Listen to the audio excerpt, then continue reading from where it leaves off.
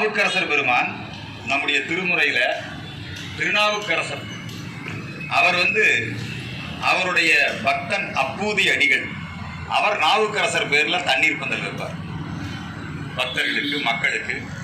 இந்த மனுஷனுக்கு தண்ணீர் பந்தல் வைக்காம இல்ல, இந்த வாயில ஜீவன்கள் இருக்காங்க பாத்தீங்களா, அதுக்கு கூட தண்ணி தொட்டி. நம்ம சனாதன தர்மம் அது. காக்கை குருவி எங்கள் ஜாதி, நீல் கடலும் மலையும் எங்கள் கூட்டம். அந்த காக்கா குருவிகளுக்கு கூட சாப்பிடும்போது என்ன பண்ணுவாங்கன்னா, சாப்பிட்றதுக்கு முன்னாடி காக்காய்க்கு சோறு வைப்பாங்க. நம்முடைய சனாதன தர்மம் எல்லோருக்கும் உதவுவது.